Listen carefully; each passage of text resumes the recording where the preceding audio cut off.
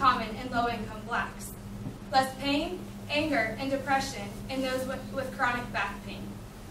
A woman in substance abuse programs will experience fewer relapses. A person with HIV or AIDS will experience fewer symptoms of stress, depression, and a higher quality of life. Charlotte Whitflet, an associate professor of psychology at Hope College in Holland, Michigan, decided to see what physical effects people exhibited when they remembered their transgressions against them. She focused on blood pressure and heart rate, sweat levels, and facial muscles. When people remembered their transgressions, the biomarkers showed elevated stress and tension levels. When she had them think about forgiveness, the results were significant. It had this fascinating quelling effect, she explains. Whitflet also made headlines with a study of forgiveness involving 213 Vietnam military veterans suffering from post-traumatic stress disorder. Her team found that veterans who had problems with forgiveness suffered more from post-traumatic stress disorder. As for the immune system, the theory is that unforgiveness is a personal stressor. Every time it's felt, it triggers a stress reaction. Cortisol, a hormone produced by the adrenal glands, rushes to the body's defense, contributing energy, suppressing inflammation, and even regulating the deposition of fat in the body. Too much cortisol, however, can affect the immune system over time. Our bodies aren't designed to operate that way, is how Worthington put it in an interview from Virginia. Researchers aren't ready to pronounce forgiveness as a cure for everything. While it seems to have a healthier existence, mentally and physically, the field of research is still too young to know exactly what role it plays in the human jigsaw. I think we've got a long way to go, says Whitflet, the Hope College researcher. So maybe you should now remember that to err is still human, to forgive is now healthy.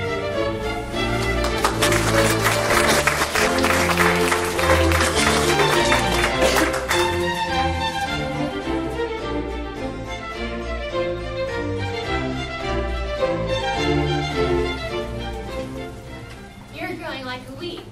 You sure have grown a lot since I last saw you. How tall are you now? 6 foot?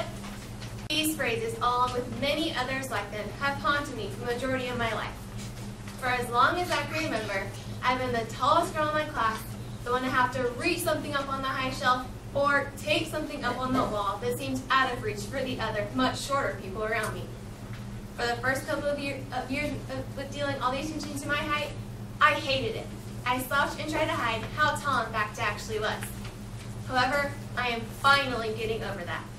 I appreciate my height and sometimes even get joy out of hearing my shorter friends whine and complain about how they wish they were tall. According to the National Center of Health Statistics, the average height for an adult female in the United States is 5 foot 3.8 inches. The standard for what is considered tall is when a woman is over 5'5". While I am just under 5'10", I still reap the benefits and the downsides of pushing the limit to becoming a 6 foot tall girl. Today, I'm going to tell you about some of the downsides and benefits of being a tall woman. Being tall can make for a hard life because of all the downsides that come along with being a tall woman. On the Tyra show in early January 2010, Tyra told her audience that taller women were more than likely to go through life with few relationships, no husband, and a lot of loneliness. Tall women believe that they need a taller, better half and won't settle for less, literally. It is considered demeaning for both the male and the female if the woman is taller. Even Katie Holmes, who is 2 inches taller than Tom Cruise, has been victim of nasty comments.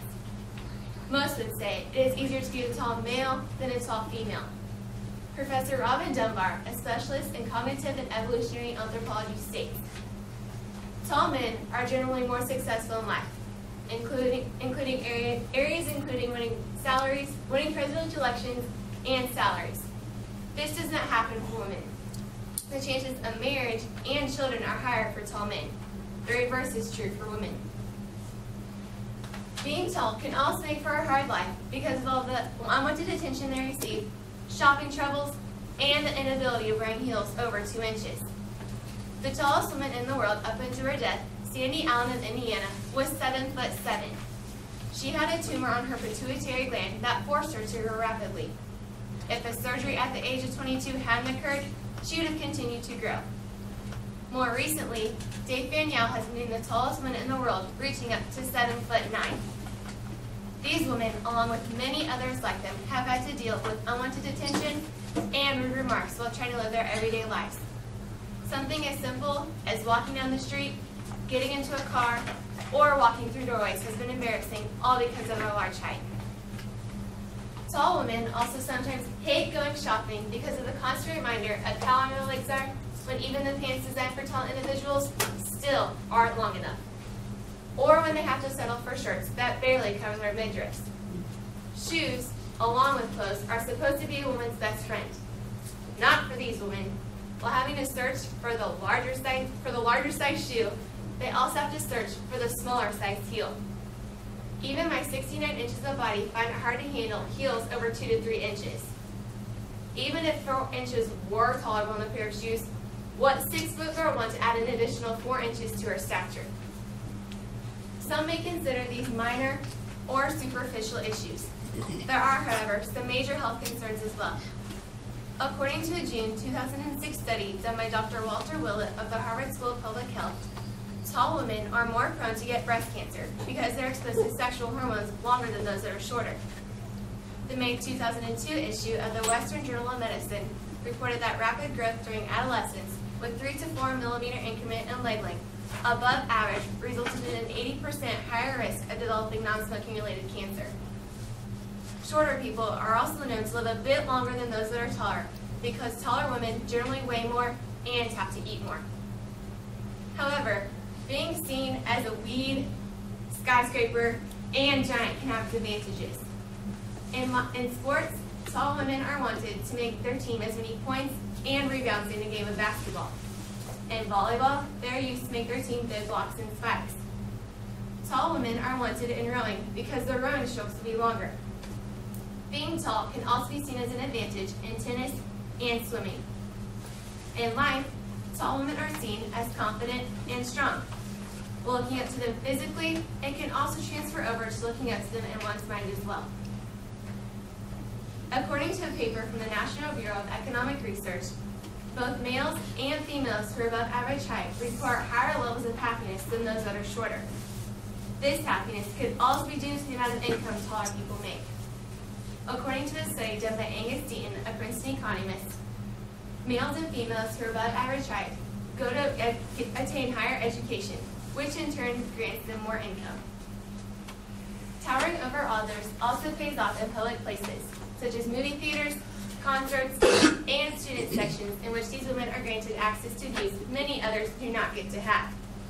By towering over others, it is like a different world for these women. There is some physical attractiveness to being tall as well.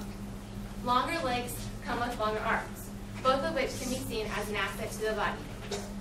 Taller women get noticed, and while the attention can sometimes be disastrous, it may also be beneficial. As you can see, there are many views you can take on those that tower over everyone else. While hating it for the majority of my life so far, I have come to accept and appreciate my height. It is always one of the first things brought up by someone new, something that makes me stand out amongst my classmates, and definitely comes in handy when you need to hang something up high. While some of my fellow weeds, skyscrapers, and giants may not agree with that, there is one view we can all agree on about being tall. Most people will always literally be looking up to us.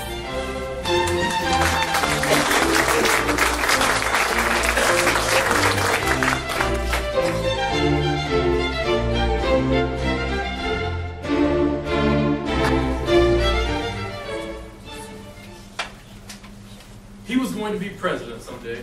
I just knew it. But after our first encounter, Mark's second week at school, some might begin to doubt my predictions.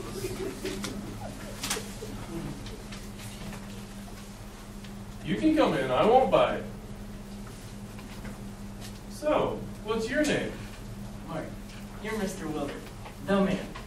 The man? Where'd you hear that from? My teacher. Who's your teacher? I don't want to get her in trouble, so I plead the fifth. Well, Mark, my name is not the man. It's Mr. Weiler, but you can call me Mr. W for short. So, how are you liking kindergarten so far, Mark? Good. Are you learning all sorts of new things? Yep. Have you learned your alphabet yet? Yep. Can you tell me What comes after the letter A? Yeah. 11. Like I said, an auspicious beginning. But as that first year began to progress, I found that my first encounter with Mark was not reflective of the intellectual prowess contained within him. Learning along the way. By Brian Weiler.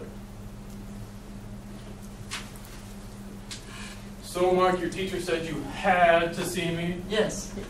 Well, The boys' bathroom doesn't have a door, I know, Mark. but the girls do. They do have a door.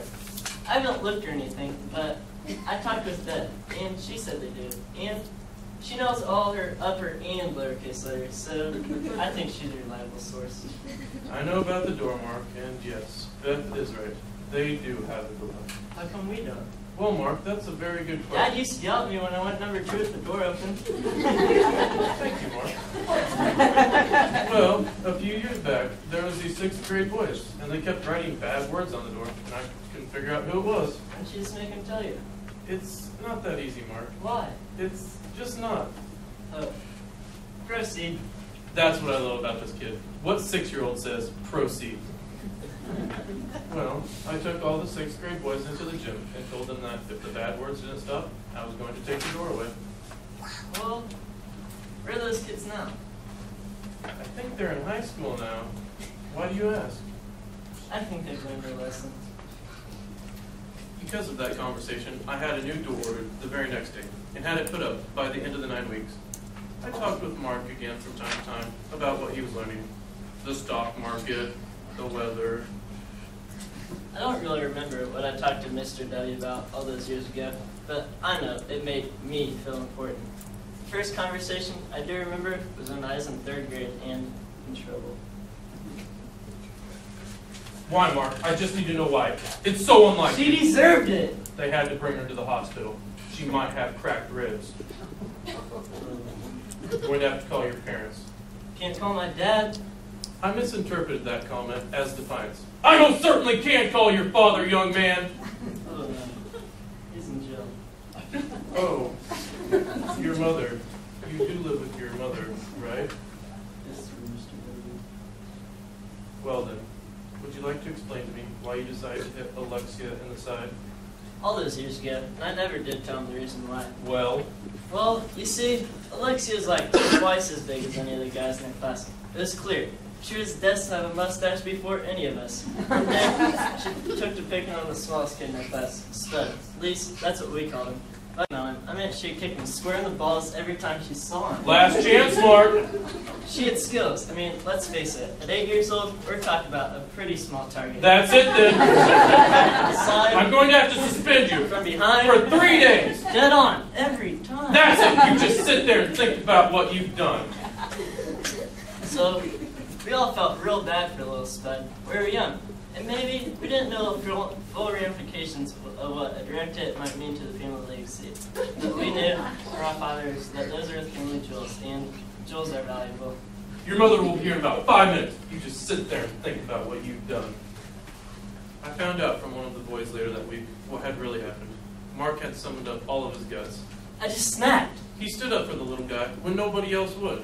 I couldn't believe it. I saw Alexia's foot make contact right between Spud's legs as he was unsuspectingly sipping water from the fountain.